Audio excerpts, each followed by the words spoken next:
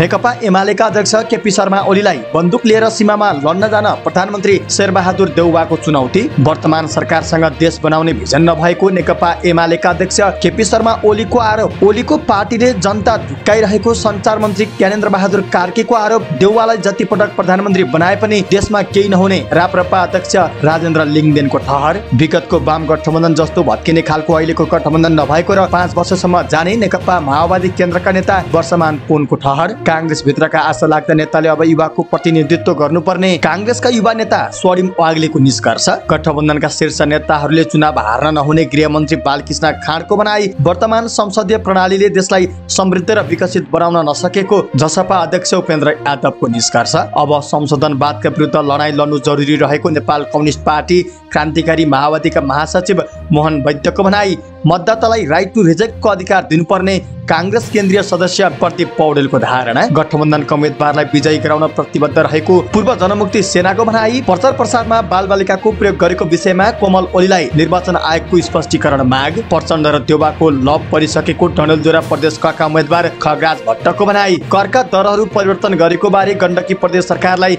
निर्वाचन आयोगको स्पष्टीकरण माग। उम्मेद्वारको विषयमा लेखिएको समाचार हटाउन सेतो पार्टीलाई निर्वाचन आयोगको निर्देशन। लौरो अभियानबारे काठमाडौँका मेयर शाहबाट आयोगले माग्यो जवाब। कार्यकारी राष्ट्रपतिको व्यवस्था समेटेर जसपाको प्रतिबद्धता पत्र सार्वजनिक। 5 वर्षभित्र गरिबी हटाउने। निर्वाचन बिथोल्न देशभर 23 समूह सक्रिय रहेको गृह मन्त्रालयको निष्कर्ष।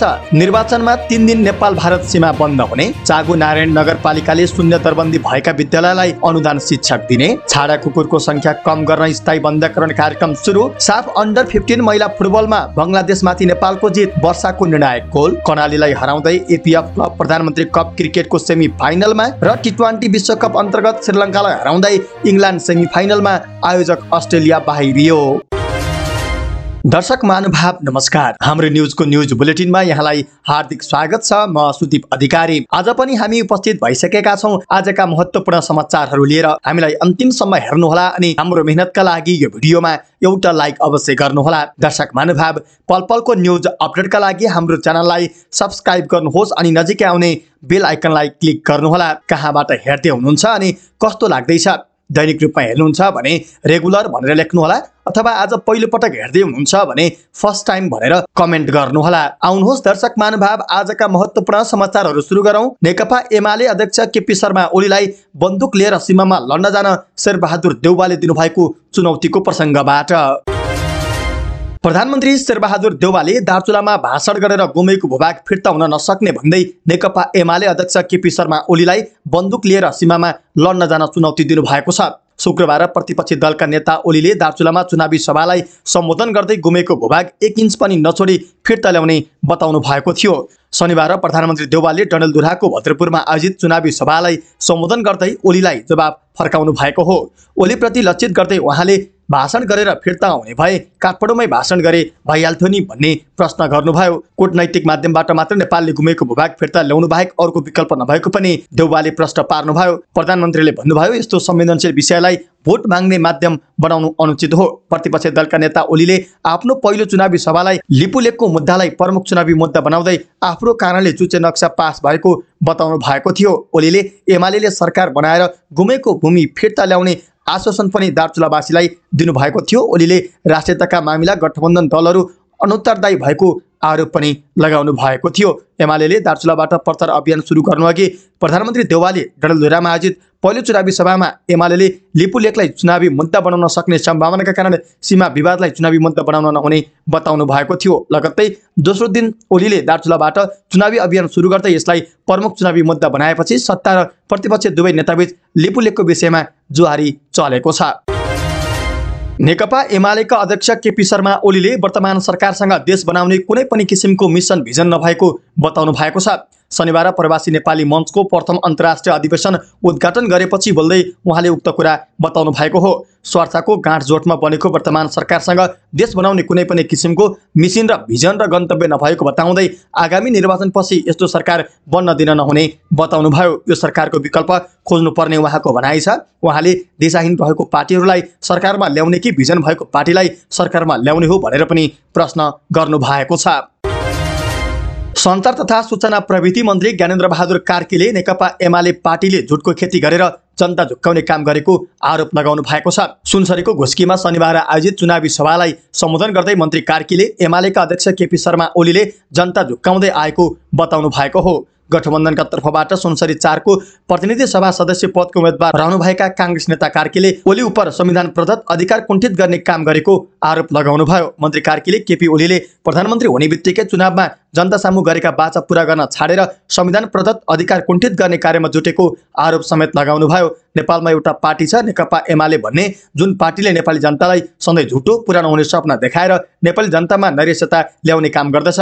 हामी जे बोल्छौं त्यो गर्छौं। नेकपा एमाले भन्ने पार्टी जे बोल्छ त्यो गर्दैन, जे भन्छ त्यो बोल्दैन। उहाँले भन्नुभयो केपी ओली प्रधानमन्त्री हुने बित्तिकै उनको ध्यान निर्वाचनको ताका जनताका अघि गरेका बाचाहरूलाई पूरा गर्न सक्दैन। संविधानले प्रदान गरेका हक र अधिकारलाई कुण्ठित गरेर सबै हक र अधिकार आफ्नो मुठीमा राख्ने प्रयत्नमा लाग्नुभयो। अहिले हामी गठबन्धनको संस्कृतिलाई अघि बढिरहेका छौं। मन्त्री कार्कीले नेपाली कांग्रेसले बोलेका कुरा गर्ने भन्दै आगामी निर्वाचनमा पहिलो पार्टी बनाउन आग्रह समेत गर्नुभयो। उहाँले अहिले गठबन्धनको संस्कृतिलाई अघि बढाएको र यो गठबन्धनले नेपालको विकास गर्ने उहाँले दाबी गर्नुभयो। राष्ट्रिय प्रजातन्त्र पार्टीका अध्यक्ष राजेन्द्र लिङदेनले कांग्रेस सभापति शेरबहादुर देउवालाई जति पटक प्रधानमन्त्री बनाए पनि देशलाई कुनै फाइदा नहुने टिप्पणी गर्नु भएको छ। 5 पटक प्रधानमन्त्री हुँदा देशलाई केही गर्न नसकेका देउवालाई 6औं पटक प्रधानमन्त्री बनाएर के हुन्छ उहाँले प्रश्न गर्नुभयो। 5 पटक प्रधानमन्त्री भइसक्दा पनि देउवाका कारण देश र जनताले के पाए र उहाँलाई फेरि मत हाल्ने हो। कावासतीको डण्डमा आयोजित राप्रपाको चुनावी सभामा शनिबार बोल्दै अध्यक्ष लिङदेनले प्रधानमन्त्रीको परीक्षणमा देउवा असफल भइसकेको बताउनुभयो। उहाँले मक्सिर 4 गते मत परिवर्तन गरेर राप्रपालाई मत दिन आग्रह समेत गर्नुभयो। माओवादी र कांग्रेसको गठबन्धनबाट देशले मुक्ति चाहेको र त्यसको नेतृत्व गर्न आफ्नो दल आएकाले निर्धक्कसँग हलोमा मतदान गर्न उहाँले अपिल समेत गर्नुभयो। माओवादी केन्द्रका उपमहासचिव वर्षमान पुनले आसन्न निर्वाचन मार्फत गठबन्धनलाई जोगाइरहनु पर्ने बताउनु भएको छ। रोल्पाको मसिना स्थित सुरपालमा शनिबार आयोजित चुनावी भेलालाई सम्बोधन गर्दै पुनले राजनीतिक स्थायित्वका लागि गठबन्धनलाई कायमै राख्नुपर्ने दोहोऱ्याउनु भएको हो। गठबन्धन परिवर्तन हुँदैन, गठबन्धनलाई 5 वर्षसम्म लैजानुपर्छ, कसैले भत्काउन सक्दैन। इतिहासले आवश्यक ठान्यो भने गठबन्धनलाई पछिसम्म लैजानुपर्छ पुनले भन्नुभयो। राजनीतिक स्थायित्व कायम गर्दै 5 वर्षभित्रमा गठबन्धन कायम गरेर सुशासन ल्याउने अभियानमा लाग्नुपर्छ। अहिलेको गठबन्धन वाम काम गर्ने र लोकतान्त्रिक गठबन्धन भएको उहाँको बुझाइ छ। गठबन्धन विकासका लागि हो, समृद्धिका लागि हो, सुशासनका लागि हो उहाँले भन्नुभयो। अर्थशास्त्री एवं नेपाली कांग्रेसका युवा नेता स्वर्णिम वाग्लेले कांग्रेसभित्रका आशालाग्दा नेताले अब युवाको प्रतिनिधित्व गर्नुपर्ने बेला आएको बताउनु भएको छ। बुद्धिजीवी तथा पेशागत समूहले शनिबार काठमाडौँको विशालनगरमा आयोजना गरेको अन्तर्क्रियामा बोल्दै वाग्लेले गगन थापा, विश्वप्रकाश शर्मा र प्रदीप पौडेललाई निर्वाचित भएर युवाहरूको प्रतिनिधित्व गर्नुपर्ने बताउनु भएको हो। कांग्रेस भित्र मात्र नभई राजनीतिमा नै आशा गरिएका 3 युवाहरूको खाँचो संसदमा रहेको उहाँको बुझाइ छ। गतिशील अर्थतन्त्र निर्माणका लागि 3 युवाहरूको हातेमालो गरेर अघि बढ्नुपर्ने वाग्लेले धारणा राख्नुभयो। उहाँले भन्नुभयो, मेरो अपेक्षा यही हो। प्रदीप पौडेल मेरा मित्र, नेपाली कांग्रेसका आशालाग्दा केही अनुहारहरू हुनुहुन्छ। गगन थापा, विश्वप्रकाश शर्मा र प्रदीप पौडेललाई अब हामी एकै सासमा एउटै रूपमा लिन्छौँ। उहाँहरू अब निर्वाचित भएर काठमाडौँ 5, काठमाडौँ 4 र झापा 1 बाट आएर चाहिँ तमाम युवाको प्रतिनिधित्व गर्नुहोस्, तमाम युवा पुस्तालाई नेतृत्व दिनुहोस्। त्यसैगरी कांग्रेसले बोकेका नयाँ एजेन्डाहरूलाई बोकेर हिँड्नुपर्नेमा जोड दिँदै हजारौं लाखौं अन्य पेशा व्यवसाय गर्ने युवाहरूलाई उत्साहित गर्नुपर्ने बताउनुभयो। त्यसैगरी नेतृत्व परिवर्तनदेखि शासकीय सुधारका लागि समेत 3 युवाहरूले नेतृत्व गर्नुपर्ने र आफूले सोही अपेक्षा गरेको उहाँले बताउनुभयो। गृहमन्त्री बालकृष्ण खाँले नेपाली कांग्रेस सहितको 5 दलीय गठबन्धन सत्तामा पुगेर मन्त्री प्रधानमन्त्री बन्नका लागि नभएर मुलुकको समग्र विकास गर्नका निमित्त बनेको बताउनु भएको छ। नेकपा माओवादी केन्द्र निर्वाचन परिचालन समिति क्षेत्र नम्बर 3 रूपन्देहीले शनिबार भैरहवामा आयोजना गरेको बृहत कार्यकर्ता भेलामा बोल्दै गृहमन्त्री तथा गठबन्धनका तर्फबाट रूपन्देही 3 बाट प्रतिनिधि सभा सदस्य पदका उम्मेदवार समेत रहनुभएका खानले 5 दलीय गठबन्धनको काँधमा सशक्त र समुन्नत नेपाल बनाउने जिम्मेवारी रहेको बताउनु भएको हो। 5 दलीय गठबन्धन सहित जनताले ठूलो आशा र भरोसा राखेको उहाँको बुझाइरहेको थियो। नेपालको सामाजिक, आर्थिक, शैक्षिक सबै क्षेत्रमा आमूल परिवर्तन गरी नेपाललाई विकसित मुलुकको रूपमा रूपान्तरण गर्नु परेको छ उहाँले भन्नुभयो। यसैका लागि 5 दलीय गठबन्धन गर्नु परेको हो। मुलुकलाई विकसित र समृद्ध बनाउन यो गठबन्धनले संकल्प गरेको छ। गठबन्धनलाई निर्वाचन पछिसम्म पनि निरन्तरता दिइने उहाँले बताउनुभयो।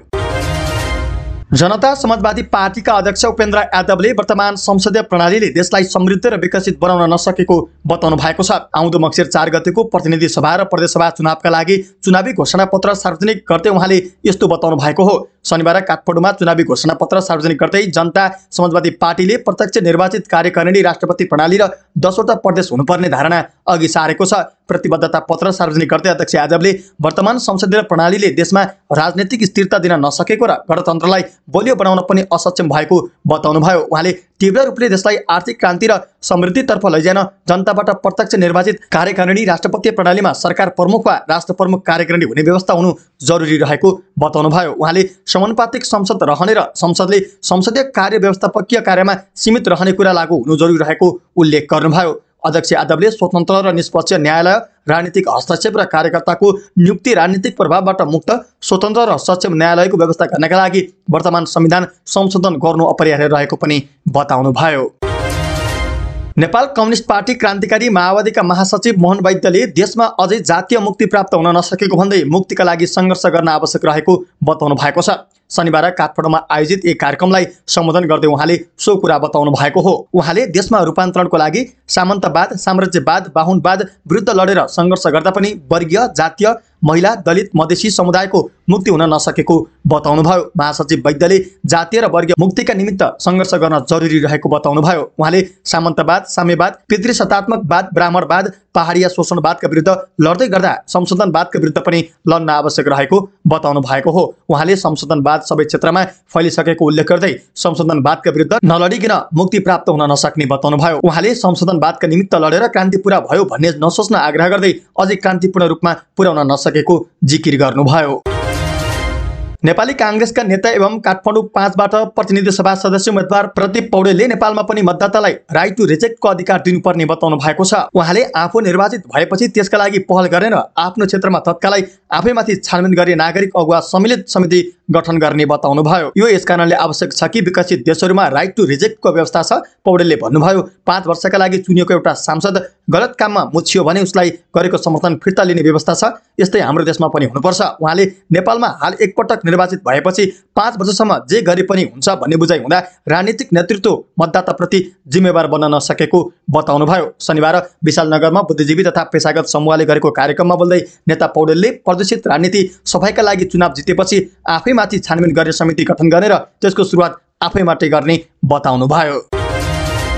पूर्व जनमुक्ति सेनाका प्रतिनिधिहरूले 5 दलीय लोकतान्त्रिक वाम गठबन्धनका उम्मेदवारहरूलाई विजयी गराउन आफूहरू प्रतिबद्ध रहेको बताएका छन्। शनिबार बिहान पूर्व जनमुक्ति सेनाका प्रतिनिधि तथा उम्मेदवार बीच कोहलपुरमा भएको भेटघाट तथा छलफलमा आफूहरूको त्याग र बलिदानबाट प्राप्त व्यवस्था र संविधानको रक्षार्थ 5 दलीय गठबन्धनले खेलेको भूमिका महत्त्वपूर्ण रहेको भन्दै उनीहरूले आफूहरू सधैँ अग्रगमनको पक्षमा रहेको बताएका हुन्। कार्यक्रममा बोल्दै गठबन्धनको तर्फबाट बाँके क्षेत्र नम्बर 1 प्रतिनिधि सभा सदस्य पदका उम्मेदवार महेश्वर गहतराज अठकले अहिलेको व्यवस्था ल्याउनमा जनमुक्ति सेनाले खेलेको भूमिका अतुलनीय रहेको बताउनुभयो। उहाँले आफ्नो ज्यानको बाजी राखेर व्यवस्था परिवर्तनको आन्दोलनमा होमिएका ज्ञात अज्ञात शहीदहरूको सपना साकार पार्ने दायित्व गठबन्धनको काँधमा आएको भन्दै गठबन्धनका उम्मेदवारहरूलाई जिताउने गरी अभियान चलाउन आग्रह समेत गर्नुभयो। कार्यक्रममा बोल्दै प्रदेशसभा खका उम्मेदवार फुलराम थारूले गठबन्धनका उम्मेदवारहरूलाई जिताउन सबै लाग्नुपर्ने बताउनुभयो। हिजो परिवर्तनका लागि लडेका योद्धाहरू नै गठबन्धनको चुनावी कमान्डरहरूका रूपमा मैदानमा उत्रिनुपर्ने अवस्था आएको भन्दै दत्तचित्त भएर लाग्न थारूले आग्रह गर्नुभयो। यसैबीच चुनावी अभियानकै क्रममा 5 दलीय लोकतान्त्रिक वाम गठबन्धनका उम्मेदवारहरूले क्षेत्र नम्बर 1 का विभिन्न क्षेत्रमा घर दैलो अभियानलाई तीव्रता दिएका छन्। निर्वाचन आयोगले प्रतिनिधि सभा सदस्यका दाङ क्षेत्र नम्बर 3 नेकपा एमालेका उम्मेदवार कोमल ओलीलाई निर्वाचन प्रचार प्रसारका लागि बालबालिकाको प्रयोग गरेको विषयमा स्पष्टीकरण सोधेको छ। निर्वाचन आचार संहिता 2079 को दफा 13 मा राजनीतिक दल, उम्मेदवार, दलको भातृ संगठन तथा सम्बन्धित व्यक्तिले पालना गर्नुपर्ने आचरण अन्तर्गत उपदफा 1 को खण्ड ट मा निर्वाचन प्रचार आमसभा तथा जुलुसमा बालबालिकाको प्रयोग गर्न वा गराउन नहुने व्यवस्था रहेको छ। तपाईले निर्वाचन आचार संहिताको दफा 13 को उपदफा 1 को खण्ड ट को प्रतिकूल हुने गरी निर्वाचन प्रचार गर्नु भएको होइन भन्ने आधार प्रमाण के छ? निर्वाचनका प्रक्रियाहरू अगाडि बढिसकेको तथा निर्वाचन आचार संहिता लागू भइसकेको भइसकेको अवस्थालाई तपाईले किन जानजान रूपमा निर्वाचन आचार संहिताको उल्लङ्घन हुने कार्य गर्नुभएको हो आयोगको स्पष्टीकरणमा भनिएको छ। आयोगले निर्वाचन प्रचार प्रसारमा बालबालिकाको प्रयोग गर्न हुँदैन भन्ने जानकारी हुँदाहुँदै त्यस्तो कार्य गरेको देखेकाले आचार संहिताको उल्लङ्घनमा निर्वाचन आयोग ऐन 2073 को दफा 23 को उपदफा 3 र 4 बमोजिम कारबाही किन हुनु नपर्ने हो भनी पत्र प्राप्त भएको 24 घण्टाभित्र आफै वा आफ्नो प्रतिनिधि मार्फत निर्वाचन आयोग वा जिल्ला निर्वाचन कार्यालय दाङमा प्राप्त हुने गरी जवाफ पठाउन उम्मेदवार ओलीलाई निर्देशन दिएको छ। माओवादी केन्द्रका सुदूरपश्चिम प्रदेश इन्चार्ज तथा डडेलधुरा प्रदेश क का उम्मेदवार खगराज भट्टले माओवादी केन्द्रका अध्यक्ष पुष्पकमल दाहाल प्रचण्ड र प्रधानमन्त्री शेरबहादुर देउवाबीच गाढा सम्बन्ध भइसकेको बताउनु भएको छ। शनिबार डडेलधुराको अजय मरु गाउँपालिकामा आयोजित चुनावी सभालाई सम्बोधन गर्दै नेता भट्टले प्रचण्ड र देउवाको लभ परिसकेको बताउनु भएको हो। उहाँले भन्नुभयो, मैले भनिरहेको छु प्रचण्ड र देउवाको लभ परिसक्यो। प्रचण्डले मलाई इतिहासको रूपमा जिताएर ल्याउन निर्देशन दिनु भएको छ। देउवाको टिमलाई जिताएर पठाउनु भयो भने डडेलधुराको मुहार फेरिनेछ। उहाँले भन्नुभयो, शेरबहादुर देउवा राष्ट्रको नेता हो, काङ्ग्रेसले मेरो मात्र हो भन्ने होइन। म जन्मेको अजय मेरुले उहाँलाई 80% मत जानेछ। म यहाँको उम्मेदवार होइन, तर यहाँ खगराजको अनुहार हेरेर गोविन्द बोहरालाई मत दिनुहोला। देउवा यो देशका अपरिहार्य हुनु भएको छ। कार्यक्रममा काङ्ग्रेस नेता नयनसिंह महरले प्रधानमन्त्री देउवा र काङ्ग्रेसले झुटो नबोलेको दावी गर्दै एमालेको नेतृत्वले सुदूरपश्चिममा आएर झुटाका पुलिन्दा सुनाइरहेको उल्लेख गर्नुभयो। निर्वाचन आयोगले करका दरहरू परिवर्तन गरेको बारे गण्डकी प्रदेश सरकारलाई स्पष्टीकरण सोधेको छ। निर्वाचन आचार संहिता लागू भइसकेको अवस्थामा प्रदेश राजपत्रमा सूचना प्रकाशित गरी करका दरहरू परिवर्तन गरेको देखिएको भन्दै स्पष्टीकरण सोधेको हो। आयोगले गण्डकी प्रदेश सरकारका मुख्यमन्त्री तथा मन्त्री परिषदको कार्यलाई निर्णय बदर गरी जानकारी गराउन निर्देशन समेत दिएको छ। गण्डकी प्रदेश सरकारले 2079 6 27 गतेको प्रदेश राजपत्र खण्ड 5 संख्या 5 मा सरकारले विभिन्न करका दरहरू छुट दिने गरी सूचना प्रकाशन गरेको देखिएको स्पष्टीकरणमा उल्लेख गरिएको छ। निर्वाचन आयोगले झापा क्षेत्र नम्बर 1 का उम्मेदवार अग्नि खरेलका परिवारको सदस्यका बारेमा प्रकाशित समाचार 24 घण्टाभित्र हटाउन सेतोपार्टी.com लाई निर्देशन दिएको छ। यो सँगै आयोगले समाचारका विषयमा स्पष्टीकरण पनि सोधेको छ। सेतोपार्टी.com ले शुक्रबार खरेलका छोरा अमेरिका सेनामा भर्ती भएको र उनको नेपाली नागरिकता र मतदाता नावलीमा नाम कायमै रहेको सम्बन्धी समाचार प्रकाशित गरेको थियो। आयोगले त्यो समाचार 24 घण्टाभित्र हटाएर 3 वटा प्रश्नको जवाफ दिन भनेको छ। समाचारले उम्मेदवार र निजको एका घरका परिवारका सदस्यको मान प्रतिष्ठा इज्जतमा आँच पुर्याउने देखेकाले त्यसरी समाचार प्रकाशित गर्नु आचार संहिता विपरीत हो होइन। यस्तो गलत भ्रामक समाचार प्रकाशन र प्रसारण गर्न मिल्छ कि मिल्दैन? निर्वाचन आचार संहिता विरुद्धको सामग्री प्रकाशित गरेकोमा सेतोपार्टी.com लाई कारबाही किन नगर्नु पर्ने हो? सेतोपार्टी.com का प्रधान सम्पादक अमित ढकालले आयोगको निर्देशनका आधारमा समाचार नहटाउने बताए। भोलि आयोगलाई जवाफी दिन्छौं र आवश्यक परे अदालत जान्छौं उनले भने। प्रधान सम्पादक ढकालका विचारमा आयोगले पत्रको 3 वटा प्रश्न जन्माएको छ। पहिलो, एउटा संवैधानिक आयोगले 24 घण्टे स्पष्टीकरण सोधेर त्यसको जवाफ नपर्खिकन समाचार हटाऊ भन्छ भने त्यहाँ दुराशयको गन्ध आउँछ कि आउन? दोस्रो, सम्बन्ध पक्षको भनाइ राखेर कुनै नेपाली नागरिक अमेरिकी सेनामा भर्ती भएको सम्बन्धी समाचारले कसरी चरित्र हत्या हुन्छ? र तेस्रो, यो समाचारबाट कसरी चुनाव आचार संहिता उल्लङ्घन हुन गयो भनी प्रश्न समेत गरेका छन्। निर्वाचन आयोगले सामाजिक सञ्जालमा चलेको लौरो अभियानबारे काठमाडौँ महानगरपालिकाका मेयर बालेन्द्र शाहसँग जवाफ माग गरेको छ। उक्त अभियानले सामाजिक सञ्जालमा मेयर शाहको तस्बिर प्रयोग गरेको बारे आयोगले जवाफ माग गरेको हो। आयोगले शनिबार मेयर शाहलाई पत्र पठाएको हो, जसमा लेखिएको छ, हाम्रो नेपाली पार्टीका विभिन्न निर्वाचन क्षेत्रका उम्मेदवारहरूले जय लौरो नामक फेसबुक पेज समेतबाट लौरो अभियान सञ्चालन गरेको र त्यसमा बालेनको साथ छ भन्ने समेतका बेहोरा उल्लेख गरी प्रचार प्रसार गरेको पाइएको छ।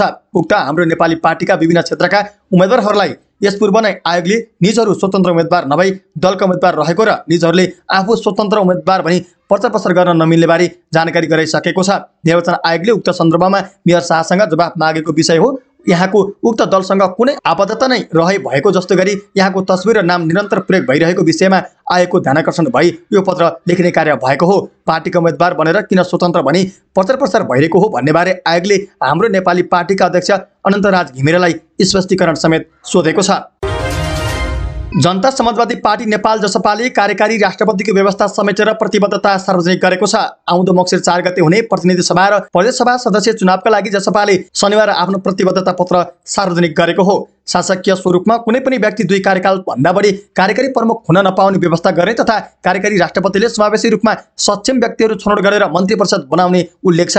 जसपाले सार्वजनिक गरेको प्रतिबद्धता पत्रमा संविधान संशोधन, परिमार्जन तथा पुनर्लेखनको आवश्यकतालाई पनि उल्लेख गरिएको छ। पहिचान र सामर्थ्यको आधारमा राज्य पुनर्संरचना, शासकीय स्वरूप, निर्वाचन प्रणाली तथा न्याय प्रणालीमा परिवर्तन आवश्यक रहेको जसपाको दाबी रहेको छ। यसैबीच विकास योजनाहरू तर्जुमा गर्दा तीव्र आर्थिक वृद्धिका साथै समतामूलक समाज निर्माण गर्न जोड दिने र यसका लागि 5 वर्ष, 10 वर्ष र 25 वर्षको योजना तर्जुमा गर्ने प्रतिबद्धता पत्रमा उल्लेख छ। 5 वर्षभित्र निरपेक्ष गरिबीको रेखामुनि रहेका नागरिकलाई गरिबीबाट मुक्त गर्ने विषय पनि जसपाले समेटेको छ। मक्सिर 4 गते हुने प्रदेश सभा र प्रतिनिधि सभा निर्वाचन बिथल्नका लागि देशभर 23 वटा समूह सक्रिय रहेको गृह मन्त्रालयले निष्कर्ष निकालेको छ। विराटनगरमा आयोजित प्रदेश स्तरीय सुरक्षा गोष्ठीमा गृह मन्त्रालयका प्रवक्ता फणेन्द्रमणि पोखरेलले उक्त जानकारी दिएका हुन्। निर्वाचनको सबै तयारी पूरा भइसकेको छ, तर पनि बहिष्कारदेखि लिएर चुनावलाई शान्तिपूर्ण रूपमा सम्पन्न गर्न नदिन विभिन्न 23 समूह सक्रिय छन्। प्रवक्ता पोखरेलले भने एउटा समूहमा 5-7 जना मात्रै पनि छन्, कुनै समूहमा धेरै पनि संख्या रहेको छ। निर्वाचन विरोधी गतिविधि गर्ने समूहलाई नियन्त्रणमा लिएर उनीहरूका गतिविधि रोक्न उनले जिल्ला तहका सुरक्षा निकायले ध्यान दिने बताए। उनले निर्वाचनलाई शान्तिपूर्ण, भयरहित र निष्पक्ष रूपमा सम्पन्न गर्न विशेष सुरक्षा योजना बनाएर लागू गरिएको पोखरेलले बताए। निर्वाचनमा खटिने कर्मचारी, उम्मेदवार, मतदाता, निर्वाचन सामग्री सबैको सुरक्षा सरकारको प्राथमिकतामा परेको उनले बताए। मक्सिर 4 गते हुने प्रतिनिधि तथा प्रदेशसभा सदस्य निर्वाचनका लागि 3 दिन नेपाल भारत सिमाना बन्द गरिने भएको छ। शनिबार रूपन्देहीको छपियामा सम्पन्न नेपाल भारत सीमावर्ती जिल्लाहरूको सुरक्षा समन्वय बैठकले मक्सिर 1 गते राति 12 बजेदेखि 4 गते राति 12 बजेसम्म सिमानाका बन्द गर्ने निर्णय गरेको हो। बैठकमा नेपालका तर्फबाट जिल्ला प्रशासन कार्यालय रूपन्देही, कपिलवस्तु र नवलपरासी पश्चिमका प्रमुख जिल्ला अधिकारीहरूसहित सुरक्षा प्रमुखहरू र भारतका तर्फबाट सिद्धार्थनगर र महाराजगञ्ज जिल्लाका डिस्ट्रिक्ट मजिस्ट्रेट जिल्ला अधिकारी सहित सुरक्षा प्रमुखहरू सहभागी भएका थिए। काठमाडौँको चागु नारायण नगरपालिकाले शून्य दरबन्दी भएका विद्यालयलाई अनुदान शिक्षक दिने भएको छ। आफ्नो नगर क्षेत्रभित्र सञ्चालित सामुदायिक विद्यालयमा रहेका शिक्षक अभाव पूर्ति गर्न अनुदान शिक्षक दिन लागेको नगरपालिकाले जनाएको छ। आर्थिक वर्ष 2079-80 को नीति तथा कार्यक्रमबाटै पारित गरी 80,77,000 रुपैयाँ बजेट विनियोजन गरेको छ। अनुदान शिक्षकको बन्दोबस्तीका लागि नगरपालिकाको असोज 13 गतेको बैठकले शिक्षक शिक्षण सहायता अनुदान कार्यक्रम कार्यान्वयन कार्यविधि स्वीकृत गरेको नगरपालिकाले जनाएको छ। यो कार्यविधि अनुसार नगरपालिकाले माध्यमिक तह, आधारभूत तह र बाल विकास तहका लागि छुट्टा आधार समेत तयार गरेको छ। अर्घाखाँचीको सन्धिखर्क नगरपालिकाले नगरभित्र रहेका छाडा कुकुरहरूको स्थायी बन्दाकरण गर्न सुरु गरेको छ। सन्धिखर्क नगरपालिकाभित्रका मुख्य सडक तथा शाखा सडकहरूमा छाडा कुकुरहरूको आतंक बढेपछि स्थायी बन्दाकरण सुरु गरिएको हो। बिहान विद्यालय तथा कलेजमा जाने विद्यार्थीहरूलाई कुकुरले टोक्ने तथा लखेट्ने गर्दा विद्यार्थीहरूमा पनि त्रास छाएको थियो। यस्तै रातिको समयमा पनि कुकुरहरूले हल्ला गर्ने गरेपछि नियन्त्रणका लागि स्थायी बन्दाकरण गर्ने कार्यक्रम सञ्चालन गरिएको सन्धिखर्क नगरपालिकाका नगर प्रमुख कृष्ण प्रसाद श्रेष्ठले जानकारी दिनुभयो। यस्तै छाडा कुकुरहरूले पशु चौपायालाई पनि हमला गर्ने गरेका थिए। यस शिविरमा नगरभित्र रहेका 120 कुकुरको बन्दाकरण गर्ने योजना रहेको प्रमुख प्रशासकीय अधिकृत खुमलाल भुसालले जानकारी दिनुभयो। साफ अन्डर 15 महिला च्याम्पियनसिपमा नेपालले घरेलु टोली बङ्गलादेशलाई शनिबार 1-0 गोल अन्तरले पराजित गर्दै दोस्रो जित निकालेको छ। ढाकास्थित BSSMA को स्टेडियममा भएको खेलमा वर्षा ओली नायक बन्दा नेपालले घरेलु टोलीलाई पराजित गर्दै 3 अङ्क जोडेको हो। प्रतिस्पर्धात्मक खेलमा वर्षाले 87 मिनेटमा गोल गरेकी थिइन्। सिमरन राईको लामो फ्रीकिकमा पेनाल्टी बक्सभित्रबाट वर्षाले गोल गरेकी थिइन्। लगातार दोस्रो जितपछि नेपालले 6 अङ्क जोडेको छ र शीर्ष स्थानमा रहेको छ। वर्षा ओलीको 4 गोल मद्दतमा नेपालले पहिलो खेलमा भुटानलाई 7-0 ले पराजित गरेको थियो। भुटानलाई पहिलो खेलमा 8-0 ले पराजित गरेको बङ्गलादेशको भने यो पहिलो हार हो। 3 टिम सहभागी प्रतियोगितामा डबल राउन्ड रोबिनका आधारमा खेल हुनेछ र अन्तिममा धेरै अङ्क जोड्ने टिम च्याम्पियन बन्नेछ। नेपालले अर्को खेल बुधबार भुटानसँग खेल्नेछ भने अन्तिम खेल आउने शुक्रबार बङ्गलादेशसँग खेल्नेछ। सशस्त्र प्रहरीको एपीएफ क्लब प्रधानमन्त्री कप राष्ट्रिय एकदिवसीय क्रिकेटको सेमिफाइनलमा पुगेको छ। कर्णाली प्रदेशलाई 44 रनले हराएसँगै एपीएफ अन्तिम चरणमा पुगेको हो। कीर्तिपुर मैदानमा एपीएफले दिएको 235 रनको लक्ष्य पछाएको कर्णाली प्रदेश 11 बल बाँकी छँदै 190 रनमा अल आउट भयो। उसका लागि रविन्द्र शाहीले सर्वाधिक 80 रन बनाए। यस्तै विपिन शाहीले 34, अर्जुन घरतीले 27 र दिनेश अधिकारीले 20 रन बनाए। बलिङतर्फ एपीएफका मौसम ढकालले 4 तथा भुवन कार्कीले 2 विकेट लिए। कर्णाली प्रदेशले कुनै अङ्क जोड्न सकेको छैन। र श्रीलङ्कालाई हराउँदै इङ्ल्यान्ड T20 विश्वकप क्रिकेटको सेमिफाइनलमा पुगेको छ। सिडनीमा श्रीलङ्कालाई 4 विकेटले हराउँदै इङ्ल्यान्डसम्म एकबाट अन्तिम चरणमा पुगेको हो। श्रीलङ्काले दिएको 142 रनको लक्ष्य इङ्ल्यान्डले 6 विकेट गुमाएर 2 बल बाँकी छँदै भेट्टायो। उसका लागि एलेक्स हल्सले 27 र बेन स्टोक्सले नट आउट 42 रन बनाए। श्रीलङ्काका लाहिरू कुमार बान्दुनी हसरमगा र धनञ्जय डी सिल्भाले 2 विकेट लिए। शनिबारको नतिजाले आयोजक अस्ट्रेलिया समेत प्रतियोगिताबाट बाहिरिएको छ। इङ्ल्यान्डसँग समान 7 अङ्क भए पनि रन रेटका आधारमा पछि पर्दै अस्ट्रेलिया बाहिरिएको हो। शनिबार श्रीलङ्काले इङ्ल्यान्डलाई हराएको भए वा अङ्क बाँडेको भए अस्ट्रेलिया सेमिफाइनलमा पुग्ने थियो। यो समूहबाट न्युजिल्यान्ड सेमिफाइनलमा पुगिसकेको छ। आज समूह 2 बाट सेमिफाइनलमा पुग्ने टोलीको टुङ्गो लाग्नेछ। समूह 2 मा भारत, दक्षिण अफ्रिका, पाकिस्तान र बङ्गलादेशको सेमिफाइनल पुग्ने सम्भावना बलियो रहेको छ। तर भारतको 6 अङ्क र दक्षिण अफ्रिकाको 5 अङ्क रहेकाले 2 वटा देशको सम्भावना बलियो रहेको छ। हवस् त दर्शक महानुभाव, आजका महत्त्वपूर्ण समाचारहरू यति नै। हामीले प्रस्तुत गरेका समाचारहरूप्रति तपाईँको धारणा के छ? आफ्नो धारणा तलको कमेन्ट बक्समा कमेन्ट गर्नुहोला। हाम्रो मेहनतका लागि यो भिडियोमा एउटा सानो लाइक अवश्य गर्नुहोला। दर्शक महानुभाव, पलपलको न्युज अपडेटका लागि हाम्रो च्यानललाई सब्स्क्राइब गर्नुहोस् अनि नजिकै आउने बेल आइकनलाई क्लिक गर्नुहोला। पलपलको न्युज अपडेटका साथ फेरि हाम्रो भेट हुनेछ। तपाईँ हाम्रो न्युज हेर्दै गर्नुहोस्। नमस्कार।